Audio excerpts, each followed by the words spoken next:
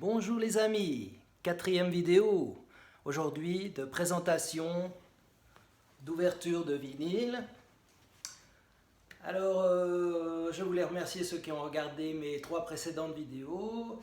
Dans le registre des corrections ou des ajouts d'informations, concernant à nouveau Texas Chainsaw Massacre, le premier, donc la musique était de Wayne Bale et du réalisateur Tobe Hooper. Voulais préciser par rapport à ma 3e vidéo qu'il n'y a pas eu de pressage, de sortie officielle de la musique du film, de musique assez expérimentale. Et par contre, il y a eu des éditions pirates, des bootlegs. Voilà, et comme je vous disais, on peut regarder, on peut écouter la musique sur internet, sur YouTube. Donc, si vous tapez Texas Chainsaw Massacre Soundtrack 1974, il faut préciser, parce que comme je vous le disais, il y a plein de. Des tas de préquels, etc., des remakes. Même Tobe Hooper a fait un 2e film en 1986, donc le part 2.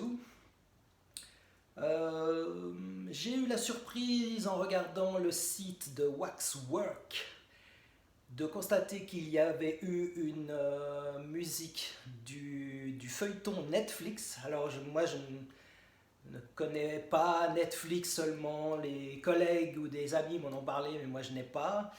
Donc à ma grande stupéfaction, ils ont fait une sorte de feuilleton basé sur le film original. Bon, j'ai regardé la bande-annonce sur internet,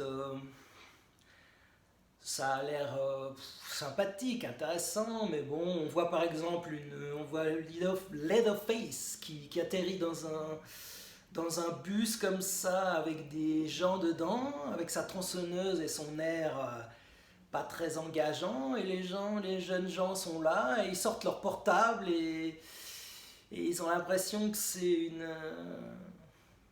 attraction surprise. Enfin bon, moi je sais pas, je trouve ça un peu ridicule. Alors bien sûr, ils se font dégommer, découper en rondelles. Évidemment, c'est le but de ce genre de métrage. Mais bon, par rapport à l'esprit malsain et glauque du premier film qui retrace comme nul autre la maladie et la folie dans une sorte d'abysse sans retour, là je crois que le peu que je vois, on en est loin. Alors, ce que je voulais dire, c'est que sur Waxwork, ils ont sorti la musique de cette série télé. Bon, pourquoi pas, sans doute la musique doit être intéressante, plus intéressante que le feuilleton à mon avis. Bon, le Texas 2, alors Waxwork l'a sortie, ça fait donc partie de la souscription 2021 dont je vous parlais. Je précise qu'elle coûtait 295$ et non pas 200$ comme je l'ai dit lors de ma première vidéo. Figurez-vous qu'il y a eu un Texas 3 qui n'a pas été fait par Tobe Hooper mais par un autre réalisateur, et la musique est de Jim Menzie, musique compositeur très pointu. Là c'est vraiment des compositeurs pour les initiés, comme le CD que je vais vous montrer maintenant, parce que je montre aussi des CD et pas que des vinyles, même si aujourd'hui j'ai 2 paquets à vous montrer. Voilà, c'est la surprise du chef d'aujourd'hui. Je ne sais pas ce qu'il y a dans les 2, je vais vous expliquer pourquoi. Alors, dans le genre très obscur et toujours lié à Tobe Hooper, il y avait Massacre dans le train fantôme de Funhouse en 1981, musique de John Beal. Alors c'est une pure merveille, c'est magnifique, c'est très belle musique. Musique pour les initiés aussi, plus accessible que celle dont j'ai déjà parlé, The Prowler ou des musiques comme ça, ou des musiques de Paul Zaza, de Funhouse. Mais je dirais que sur une échelle de 4 de la difficulté, je dirais que John Beal c'est 3. C'est accessible, mais il faut quand même déjà avoir une oreille bien entraînée. superbe. John Beal n'a pas composé beaucoup de musique de film. Jim Menzies, lui, par contre, a composé pas mal de choses. Des films très obscurs, très obscurs. Et donc, pourquoi je vous parlais de Jim Menzies? Parce qu'il a fait donc la musique du Texas 3. Perseverance Records l'a sorti en CD. Et une musique très expérimentale aussi, dans les musiques ardues. Et donc voilà, Funhouse, superbe. Alors c'est un disque promotionnel, hein, vous pouvez le trouver bien évidemment sur Discog. C'est-à-dire qu'à mon époque, ces disques-là étaient très durs à trouver. Aujourd'hui, avec la mondialisation, enfin quand je dis aujourd'hui, ça fait déjà il y a très longtemps, avec la mondialisation, pardon, je digère, eh bien, on trouve tout, même des choses rares. Il faut vraiment des disques très très très rares pour que ce soit vraiment difficile de les trouver. Je ferai une vidéo à ce propos, mais une prochaine fois, comme je vous l'ai annoncé dans ma troisième. Dans cette quatrième vidéo, je voulais vous montrer aussi une petite édition de Creepshow chez La La Land. Alors Creepshow, j'avais le vinyle chez Milan, et puis aussi celui chez Varese Sarabande, qui est bien sûr le label de musique de film. Donc cette édition de La La Land est pas mal, sauf qu'il y a une erreur de tracking, n'est-ce pas? Mais ça ne dérange pas le déroulement de la musique, bien entendu. Et l'intérêt de cette édition, c'est qu'il y a avec la bestiole comment ça s'appelait déjà? The Crate, voilà, The Crate, quelle musique sublime, extraordinaire. Au piano de John Harrison. Donc l'avantage de cette édition, c'est qu'il y a des inédits de John Harrison, parce qu'il n'y a pas grand-chose de John Harrison. Il y a The Day of the Dead, dont je vous parlais dans une précédente vidéo, le film, troisième film de zombies de George Romero. Et il a fait aussi dans le film Tales from the Dark Side en 1990, qui est une sorte de Creepshow, aussi avec des histoires, trois histoires et des musiques. Il a fait une des musiques qui s'appelle, un des films qui s'appelle Lover's Bow Suit. Voilà. Donc John Harrison n'a pas composé beaucoup. Et la dernière fois, je vous parlais aussi de Richard Band. Et cette musique de House on Sorority Row. Sorority, ça veut dire, c'est une sorte de, comment dire, de chambre avec des jeunes filles qui sont à l'université. Sorority, c'est des chambres de filles en fait, qui partagent les frais. Et ça, c'était ce qu'à mon époque on appelait un psycho-killer, autrement dit un tueur avec des motivations psychologiques, sentimentales, enfin un mélange d'amour, de haine. Un tueur mystérieux qui va évidemment déranger ces demoiselles. Bon, voilà, c'est le but de ce genre de film. Richard Band qui a fait aussi The Alchemist, qu'est-ce que j'avais noté aussi? The Pit and the Pendulum, le remake, le film original c'était Roger Corman, un film sur les instruments de torture du Moyen-Âge, excellent film avec Vincent Price, mais Richard Band a fait la musique du remake, The Pit and the Pendulum. Et Richard Band, il a fait aussi, qu'est-ce qu'il a fait aussi? Il a mis Richard Band, Troll, j'ai pris des notes, The Caller, The Daytime Undead, une histoire d'extraterrestre assez marrante, The Alchemist, donc, qui est aussi sur ce CD-là. Et puis la dernière fois, je vous parlais aussi de Pino Donaggio. Qu'est-ce que je voulais vous préciser? Ah oui, Blow Out, avec John Travolta, excellente histoire, très belle musique, et aussi bien sûr Dress to Kill, Pulsion, aussi de Brian De Palma, Body Double aussi, des musiques extraordinaires. Il a fait aussi plein de musique. Piranha, je vous en avais parlé, 1978, La Seta, des petits films d'horreur aussi. Do You Like Hitchcock de Dario Argento, un petit film avec une actrice qui ressemble beaucoup à sa fille Asia, etc. Voilà, Crawl Space, The Howling, Hurlement, c'est excellent, ça c'était une histoire de loup-garou.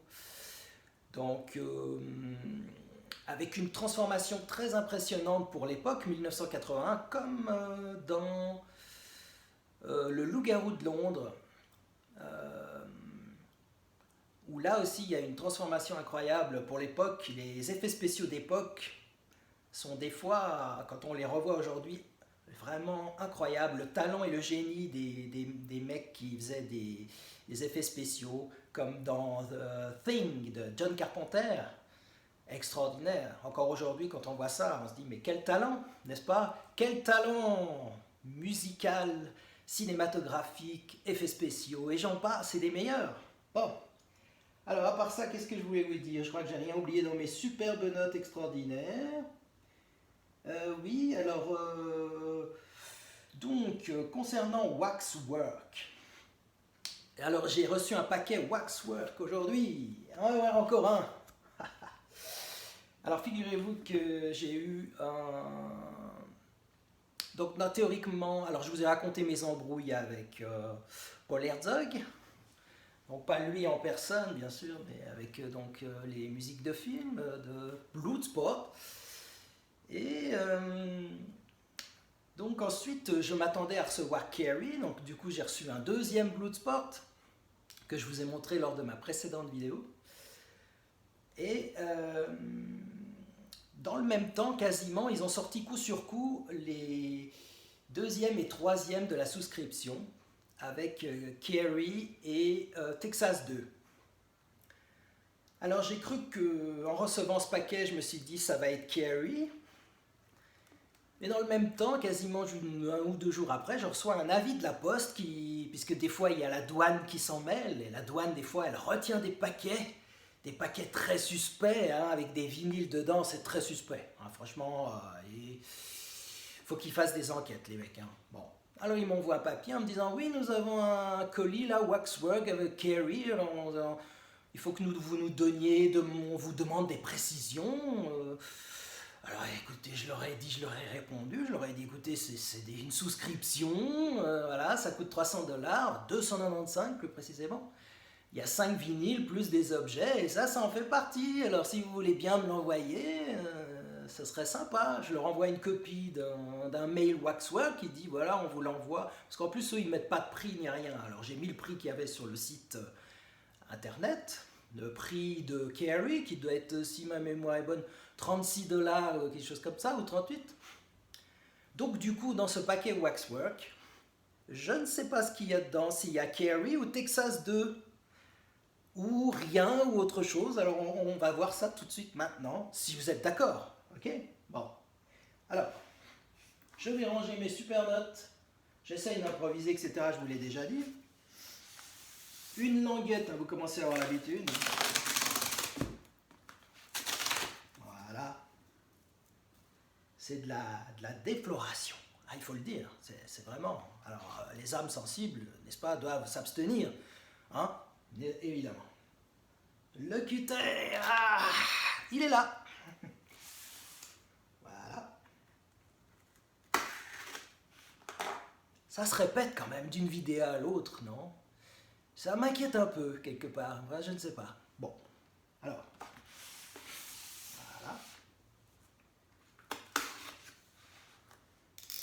Alors, surprise du chef ou pas? Ah ben voilà. Alors c'est vraiment incroyable. Alors, si je vous dis ce que c'est, vous n'allez pas le croire. Suspense. Un carton. On va le mettre là. Ça peut servir, je l'ai déjà dit. Parfois, les répétitions, c'est rassurant aussi. Ça permet aux gens de trouver des repères, de se dire, ah oui, ça je l'ai déjà entendu. Donc, ok, je suis en terrain connu, j'ai pas trop peur. Vous voyez? Bon. Des sous-pochettes. Je vous renvoie à ma deuxième vidéo où je fais une petite digression là-dessus. Ah, c'est magnifique, c'est sous-pochettes. Très bonne qualité. On va les mettre là. On a des petites cartes. Jamie. Ah, Jamie. Alors, je ne vous ferai pas la blague qu'on faisait sur Jamie à l'armée, quand j'étais à l'armée, parce que ce serait peut-être censuré sur YouTube, ce serait dommage. Il y avait Super Jamie aussi, c'était une série télé sur le modèle de l'homme qui valait 3 milliards. Alors, un gars qui était cassé en miettes et qui devenait super fort, enfin bon, bref. Et après, ils ont fait une demoiselle, la même chose, c'était Super Jamie, qui est avec une très belle musique de Joe Arnell, d'ailleurs, qui a fait les musiques de l'incroyable Hulk, je vous le recommande. Super musique de Joe Arnell. Voilà, il a fait les musiques de Super Jamie et Hulk. Aussi certaines séries comme V. Une partie. Parce que l'autre partie c'était Dennis McCarthy. Alors, qu'est-ce que nous voyons là? Un superbe Texas 2. Eh oui. Bon, eh bien regardez ça comme c'est beau. Alors je me souvenais pas que dans Texas 2 il y avait une demoiselle avec une tronçonneuse. C'était déjà à l'époque, peut-être c'était une volonté en 86 déjà de féminiser un peu tout ça.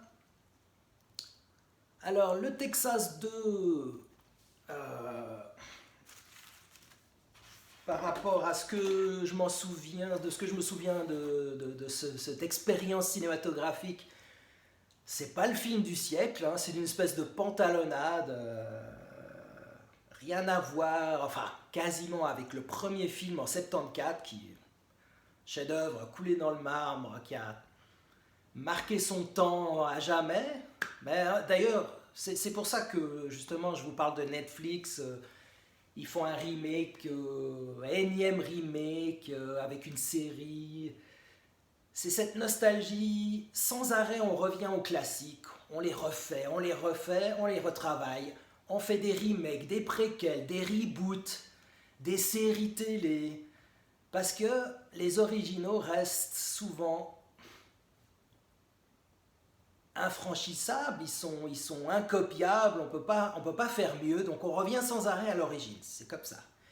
Cependant, Tobe Hooper a fait une suite lui-même en 86, voilà, Texas 2, qui est pas, c'est pas mauvais, mais enfin c'est une espèce de pantalonnade avec de l'humour et du gore. C'est pas mauvais, mais bon, c'est pas un chef-d'œuvre non plus. Euh, la musique est de Jerry Lambert. Alors là, lui, je le connais pas. Donc c'est ça qui est bien, c'est qu'on découvre des choses, hein, comme je le disais. Moi, je suis tout à fait ravi. Alors écoutez, on va l'ouvrir.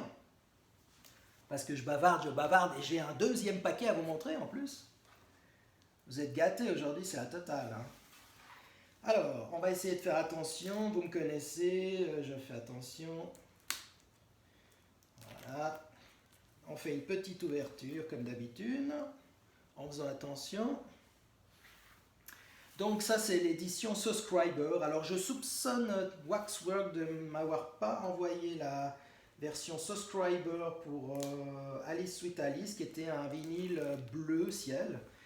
Mais comme le vinyle, on va dire, pour le public jaune est très beau, j'ai rien dit, parce que sinon je râle sur tout. On ne peut pas râler sur tout, il faut faire une sélection, n'est-ce pas? Je voulais préciser que le deuxième Bloodsport, il y avait un vinyle rouge et un vinyle un peu ocre, comme ça par rapport à la Subscribers que je vous ai montré dans ma deuxième vidéo, où les deux sont rouges. Voilà. Rouge, purple rouge, pourpre rouge à peu près. Rougeâtre, si vous voulez. Alors, je vais continuer d'ouvrir ce Waxwork Texas 2. Donc, à ma connaissance, il y a eu Texas 1, 2 et 3.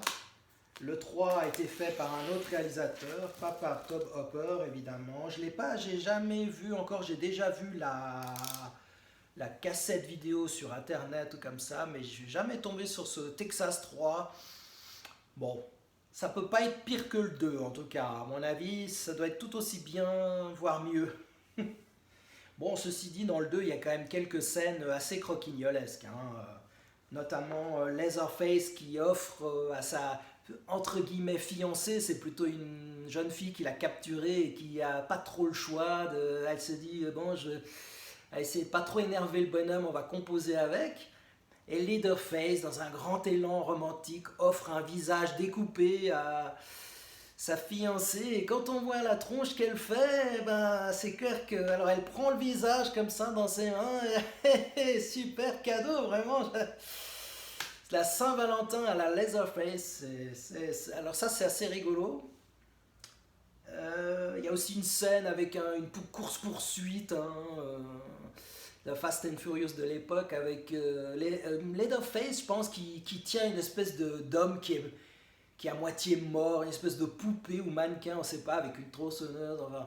Bon, il y a quelques passages comme ça, assez rigolos, mais bon, mais ça m'intéresserait de le revoir en fait. Bon, alors ça c'est donc la Subscriber Edition, etc. Donc Jerry Lambert, c'est un compositeur que je connais pas, donc tant mieux, c'est aussi une découverte. Alors, donc, pour en revenir à ce que je disais avant, voilà, j'enlève la cellophane. Donc, pour une fois, il y a quand même un semblant de logique dans tout ce qui arrive avec ces histoires Waxwork. Je vais ranger le cutter là pour l'instant. Je vais mettre ça là. Donc, les douaniers m'ont bien chopé Carrie et la gardent Carrie en otage. Alors, je leur ai dit, s'il vous plaît, si vous voulez bien me l'envoyer, comme ça je vous la montrerai. Du coup, dans le désordre, puisque Carrie, c'est donc le troisième. Et ça, c'est le quatrième. Et il y aura encore Killer Clowns from Outer Space, un film là où c'est pas terrible, avec des clowns tueurs, mais la musique doit être intéressante, certainement. Alors, voilà ce Texas 2, il est là, il est beau. Regardez-moi ça si c'est pas incroyable. Et ben voilà, c'est justement ce que je vous disais. Leatherface qui porte ce mannequin avec une tronçonneuse ou un mec qui est mort, enfin je sais pas, c'est une grosse déconnade à l'époque avec... D'ailleurs, je vous parlais de John Bill et de Massacre dans le train fantôme. Ça, c'est un film vraiment excellent avec des jeunes gens qui veulent passer la nuit dans un train fantôme.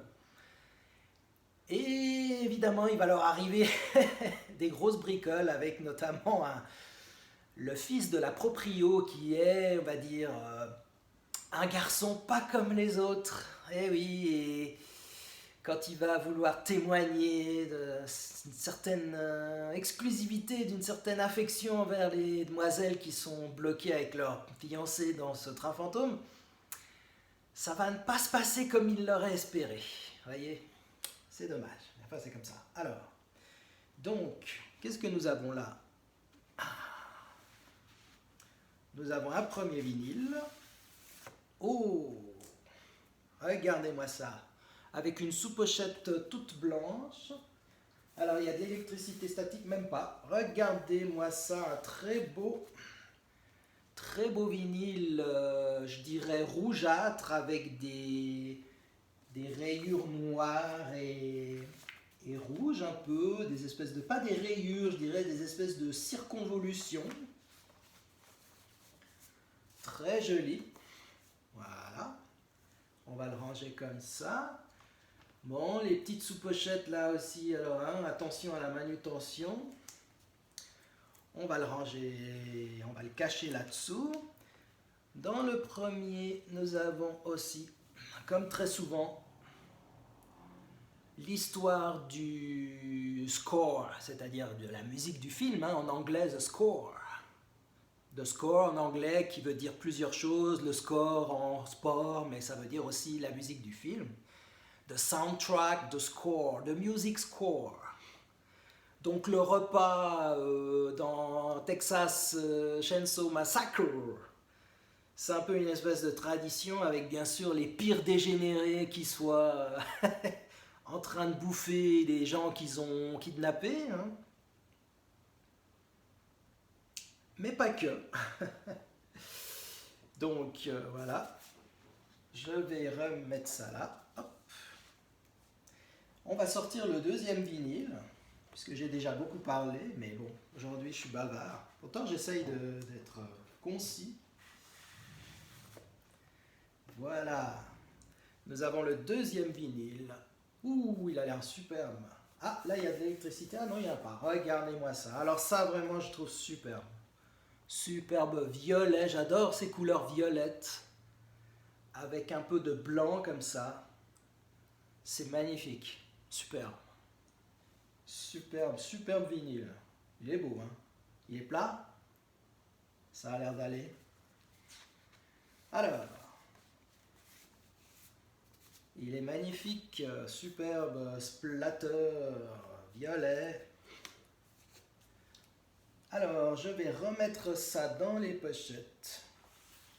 En faisant attention. Là, ils nous ont fait des sous-pochettes toutes simples, mais ce qui est bien, c'est qu'elles sont suffisamment épaisses. Et les pochettes sont très bien étudiées, apparemment, parce qu'elles permettent qu'elles ne viennent pas percer, hein, avec le transport du vinyle, parce que quand même, entre la Suisse et les États-Unis, donc la Suisse c'est le pays où j'habite, comme je vous l'ai déjà dit, il y a quand même environ 13 000 km, hein, à vue de nez, selon l'État. Alors Waxwork, je ne sais pas dans quel état ils sont, je n'en sais rien. Si quelqu'un a l'information, je veux bien savoir. Par curiosité, hein. Après, que ce soit à New York ou un autre. D'ailleurs, j'aimerais bien visiter le Texas. C'est une de mes envies. Alors écoutez, je vais remettre aussi, en faisant attention,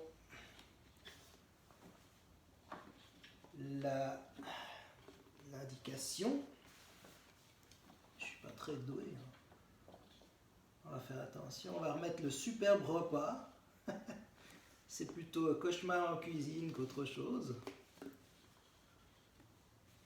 C'est assez rigolo. Alors le problème de celle-là, elle me paraît plus... Le papier est plus fin que d'habitude, hein. Par exemple, dans The Prowler ou dans My Bloody Valentine,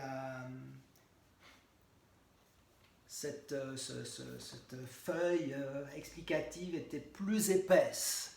Donc là, elle est plus... Mais on va pas chipoter. Alors, moi, je vais cacher ce vinyle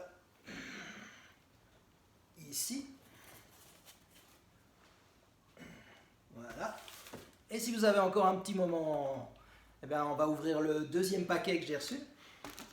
Je voulais faire 2 vidéos, mais finalement, on va regrouper. Hein. Alors, je vous avais parlé de Terror Vision, donc en toute logique, ça doit être Terror Vision, puisque je leur avais demandé de m'envoyer le premier vinyle de la souscription. Bon, ils sont un petit peu à la carte Terror Vision. Ils m'ont dit que je pouvais choisir ce qui était déjà sorti ou qui m'enverrait les prochains vinyles. Alors c'était tentant, du coup, moi j'ai dit ok, je préfère avoir les prochains vinyles, comme ça il y a un peu une surprise, mais il y avait donc Elvis, dont j'ai déjà parlé, et il y avait Freddy, la série télé. Donc je leur ai demandé de m'envoyer Freddy, normalement. Alors on va voir si Freddy est là ou si c'est autre chose. On va voir ça tout de suite. Alors, voilà. On va ouvrir un peu comme ça. On va faire une ouverture aussi comme ça et comme ça. On dirait que j'ai fait ça toute ma vie. On va aussi ouvrir un peu comme ça. Voilà. Alors je peux déjà vous dire que c'est effectivement Terror Vision. C'est rigolo. Nous avons un superbe t-shirt. C'est beau. Alors, je sais pas si je pourrais aller au travail avec ça. J'ai un petit doute, hein, parce que mes collègues ils vont me dire. Alors, heureusement, il n'y a pas besoin de mettre le costard cravate. Alors, c'est bien large, hein, c'est du bon XL2 américain. Hein, bien, c'est pas comme nos tailles toute minuscule ici en Europe. Bon, voilà. On va mettre le super t-shirt là, avec le Texas 2 qui est sage là. Il est beau. Alors, qu'est-ce qu'il y a d'autre? Je mets mes lorgnons parce que comme je vous l'ai déjà dit... enfin bref. Nous avons un poster. Ah, voilà, voilà. Ah, de Dieu, ils m'ont mis plein de choses. Un poster Freddy's Nightmare de série. Ce qui donne un indice, un deuxième gros indice. Alors, il y a une version triple LP qui est disponible aussi. Voilà. Il y a un espèce de... Je sais pas ce que c'est, on dirait un bonbon pour les enfants avec du sucre. Bon.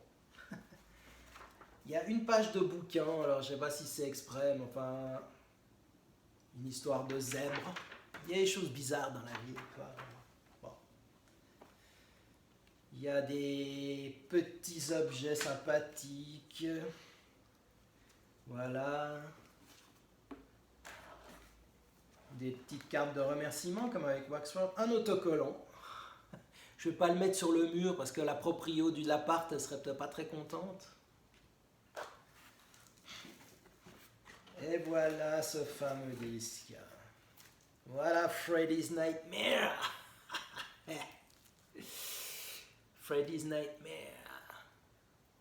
La version 1 LP, 282 sur 350 exemplaires. Effectivement, il ne faut pas en faire plus. Hein. Ok.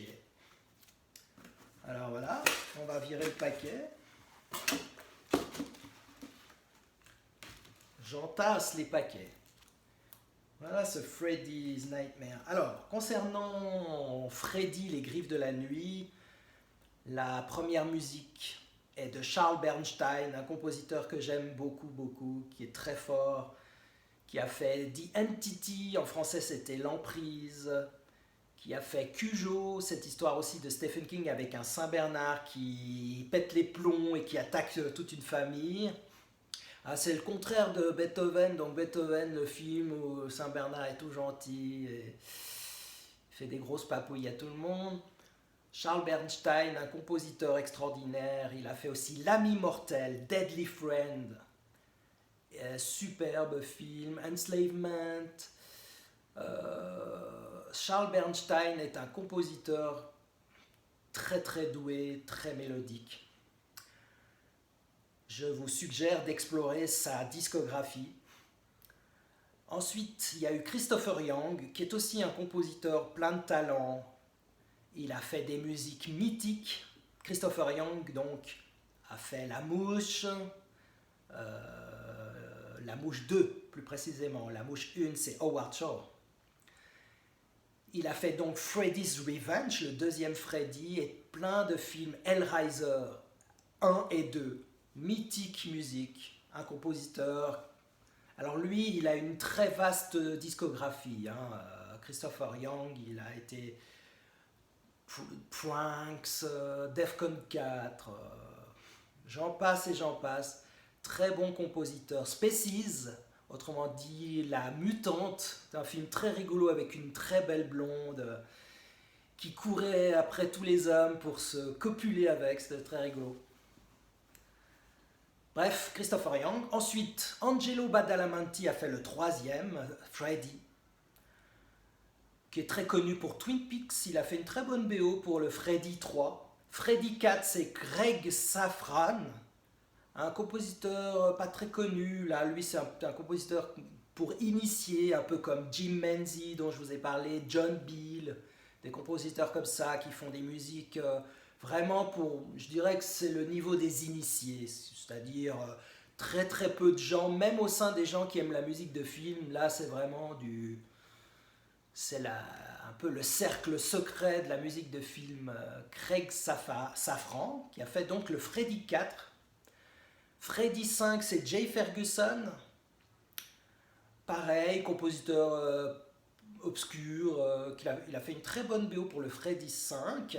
Et le Freddy 6, c'est Brian May, qui est lui un compositeur australien très connu.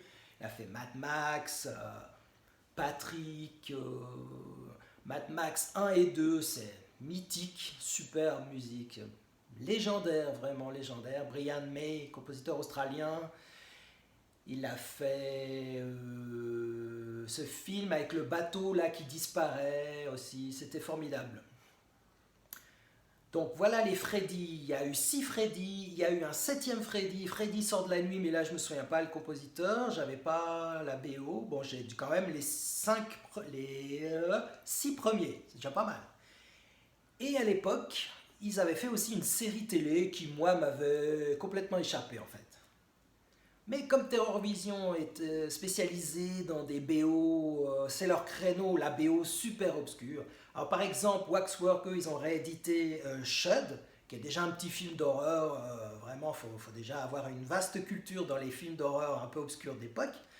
Et bien Terror Vision, eux, ils vont encore plus loin parce qu'ils ont sorti le Shud 2. Il n'y en a eu que 2. Avec, alors là, c'est carrément aussi pour les initiés.